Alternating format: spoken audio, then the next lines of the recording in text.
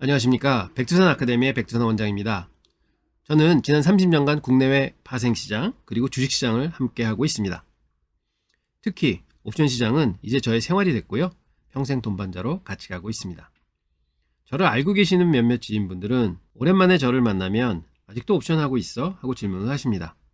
즉 아직 만세 안 불렀어? 혹은 올인 안 했어? 하는 질문을 하시는 거겠죠.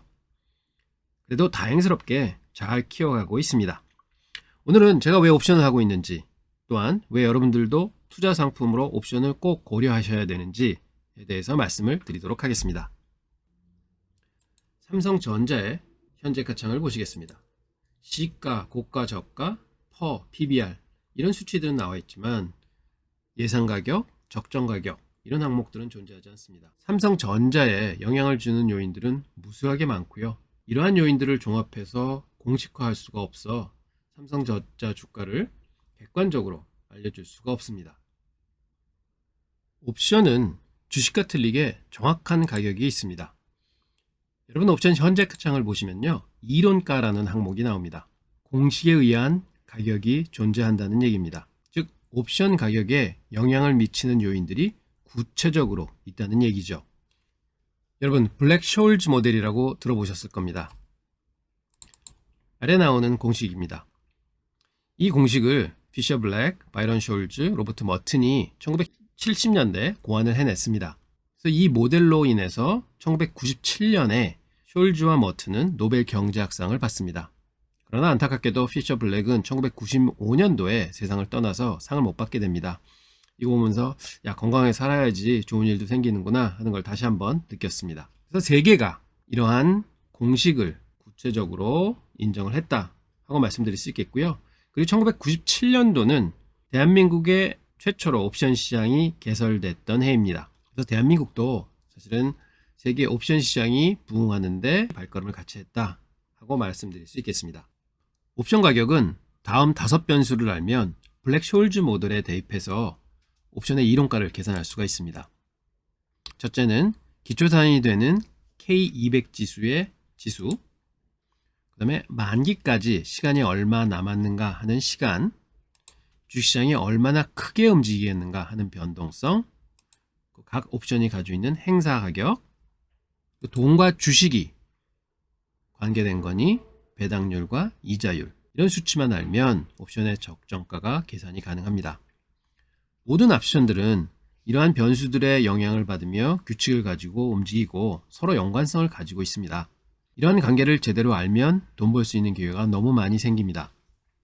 우리나라 옵션 시장은 1997년부터 24년간 많은 우여곡절을 겪으면서 성장을 해왔고 이제는 완전한 성숙 시장이 되었습니다.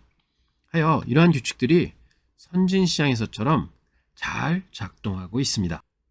옵션 시장의 변천사를 24년간 거래 대금의 변화를 보면서 옵션 시장을 재조명해 보겠습니다.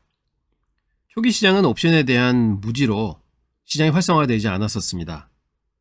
그런데 2001년 9.11을 기점으로 해서 성장을 시작했고요. 2010년 말까지 한때는 거래량 기준으로 세계 1위 옵션 시장으로 부상할 정도로 시장이 급성장합니다. 이때가 옵션의 전성시대였습니다. 그렇지만 여러분들도 들어보셨겠지만 2010년 11월 11일 도이치 증권에 의해 주가지수 조작 사건이 발생을 합니다. 옵션 만기일 날 의도적으로 주가를 내려서 풋옵션에서 대박을 낼 계획을 세우고요.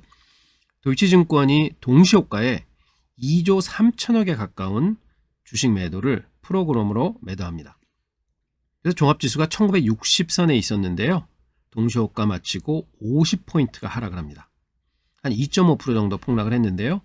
코스피 200 지수 기준으로는 7포인트 이상 빠졌었습니다. 여러분들이 다른 영상에서 9.11 때 풋옵션으로 대박난 건을 보셨습니다.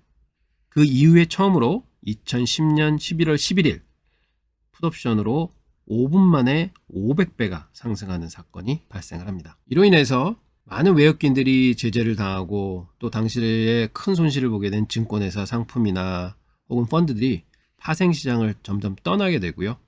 박근혜 정부 들어 개인 투자자 보호란 명분으로 개인들의 파생시장 진입을 더욱 막습니다. 그래서 시장 규모는 굉장히 위축이 돼서요. 고점 대비해서 3분의 1 토막이 납니다. 많은 분들이 이러한 시장 축소를 보며 옵션 시장은 이제 끝났다, 돈 벌 게 없다 하고 시장을 또 떠나기 시작하셨고요. 그렇지만 외국인들이 지속적으로 시장 참여를 확대하면서 최근 거래 대금이 증가세를 보이고 있습니다.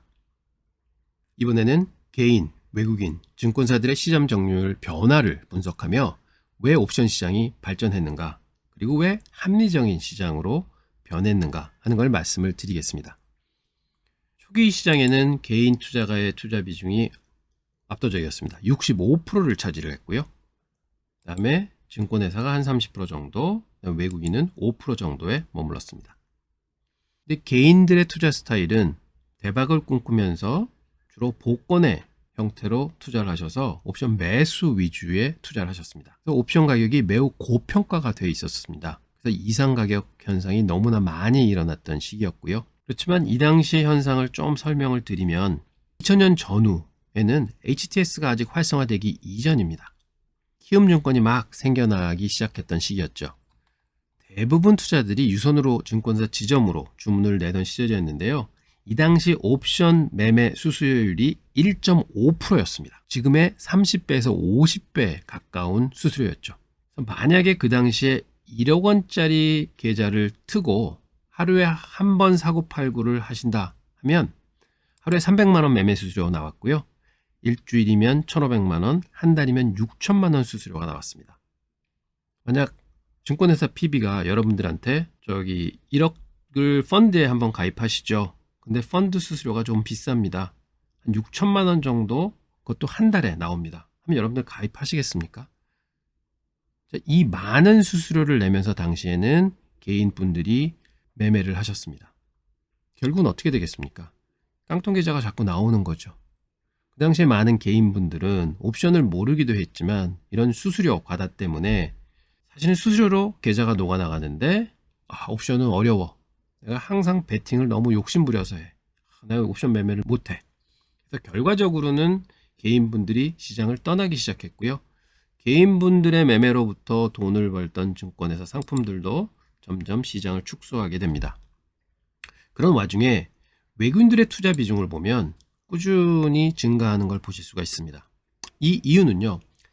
2004년 이후 2005년서부터 본격적으로 외국인들이 한국 주식시장에 돈을 쏟아붓기 시작합니다. 그리고 우리나라에서는요. ELS 발행 물량이 급격도로 늘어나기 시작합니다. 그 ELS는 외국인들이 전부 운용하던 상품인데요. 이거에 해칭을 해야 되는데 주식으로 하든지 혹은 옵션으로 선물로 하게 됩니다.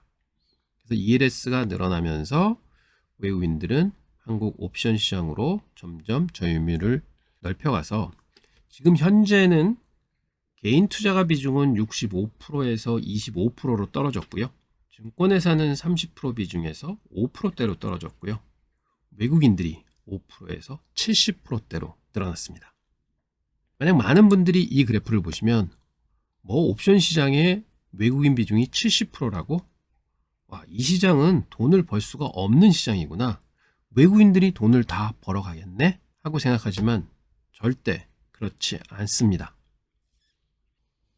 2년 전에 개설된 위클리 옵션 시장을 보더라도요. 꾸준히 외국인들이 60에서 70%대 시장 점유율을 보이고 있습니다. 외국인과 개인의 이강 구도를 만들고 있습니다. 저는 이러한 외국인들의 득세가 옵션 시장에서의 기회를 극대화 시켜준다고 생각하고 있습니다. 그 이유는 다음과 같습니다. 옵션은요, 보험입니다. 외국인들이 득세하기 전 한국 옵션 시장은 매수를 선호하는 개인들에 의해 옵션 가격이 너무 고평가가 돼 있었습니다. 옵션가가 고평가가 돼 있다는 것은 보험값이 너무 비싸다는 의미와도 일맥상통합니다. 이로 인해 교과서에 나온 전략들이 정직한 결과를 내지 못했습니다. 그래서 이상한 시장이었습니다. 그리고 투기 세력들이 난무했던 시장이었습니다. 그런데 최근 한 7, 8년 전서부터 외국인들이 전체 시장 물량의 50% 이상을 넘어가는 시기서부터 옵션 가격이 정직한 적정 가격으로 도래를 합니다. 그리고 옵션 가격이 정직해졌습니다. 그래서 이제는 옵션이 보험의 효용성을 충분히 발휘할 수 있는 시장이 되었습니다. 여기에 더해서 옵션 시장은요, 두 가지의 거래자들이 있습니다. 스페큘레이터, 즉 투기 세력이 있고요. 해저, 즉 해칭하는 세력들이 있습니다. 아까도 말씀드렸지만 외국인들 물론 투기 세력들 많습니다. 그럼에도 불구하고 해저들도 굉장히 많습니다. 왜냐하면 우리나라 주식시장의 50% 이상이 외국인들이 가지고 있습니다. 그리고 ELS 물량이 어마어마하게 많습니다. 그럼 그런 것들을 다 해칭해야 되는데 어디서 하느냐? 옵션 시장을 많이 활용을 합니다. 그러면 가만히 보시면요. 파생 시장은 제로섬 시장이라고 많이들 얘기들을 합니다. 그런데 과거에 우리나라의 옵션 시장은 마이너스 섬 시장이었습니다. 왜냐하면 아까도 말씀드렸지만 증권회사가 매매 수수료로 너무나 비용을 많이 빼가기 때문에 전체 판에서 비용이 차지하는 비중이 너무 많았습니다. 그리고 이건 제로섬이 아니라 당연히 마이너스 섬 시장이 돼서 먹을 게 많지 않던 시장이 되었던 거고요. 지금의 시장은 제로섬 시장의 관점에서 보면 해저들이 해지를 하는 행위는 사실은 비용을 지불합니다. 해지 비용을 시장에 지불하면서 매매를 하는 행위입니다. 이 점은 제가 다른 영상을 통해서 한번 말씀을 드리겠고요. 이런 시장으로 바뀌었기 때문에 사실은 비용이 빠져나가는 시장이 아니라 비용을 해저들이 지불하는 시장으로 바뀌었습니다.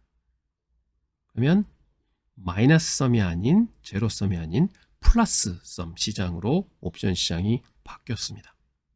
이러한 시장 상황과 옵션의 원리를 잘 이해하신다 그러면은 돈 벌 확률이 매우 높아지는 게 옵션 시장이고요. 그리고 70%의 외국인이 존재한다 하는 거는 이 시장이 합리적이고 정상적인 시장이라는 증명입니다. 만약에 비정상적인 시장이라면요, 해지가 불가능하고요. 그러면 많은 외국인들이 벌써 떠났을 겁니다. 결론적으로 대한민국의 옵션 시장은 지난 24년간 우여곡절을 통해서 많은 발전을 해왔고 현재는 70% 점유하고 있는 외국인 전문 투자가들에 의해서 상당히 효율성이 높은 시장으로 바뀌었다. 저는 자신 있게 말하지만 세상에서 가장 합리적인 시장이 대한민국 옵션 시장이 아닌가 이렇게 말씀을 드립니다. 옵션은 다양한 전략들이 있습니다. 이러한 전략들이 효용성 있게 정직하게 작동하는 시장이 대한민국 옵션 시장입니다. 20년 전, 10년 전에 한국 옵션 시장에서 작동했던 전략들은 더 이상 작동하지 않을 수도 있습니다. 시장이 바뀌었기 때문에 그렇습니다. 그때 그 시절 경험과 지식만으로는 앞으로 옵션 시장에서 꾸준히 돈을 벌 수 없을 수도 있습니다. 이제는 70% 시장을 점유하고 있는 외국인들이 무슨 의도로 매매를 하며 어떤 포지션을 가져가며 어떻게 운용을 할 거다 하는 관점에서 한국 옵션 시장을 바라보면서 매매를 하셔야 꾸준하게 돈을 버실 수 있을 겁니다. 백두산이 여러분을 안내해 드리도록 하겠습니다. 100세까지 두근거리며 산다를 실천하십시오. 외국인 전문 투자가처럼 시장을 보시며 매매를 하셔야 합니다. 백두산이 여러분을 전문 트레이더의 길로 안내해 드리겠습니다. 감사합니다.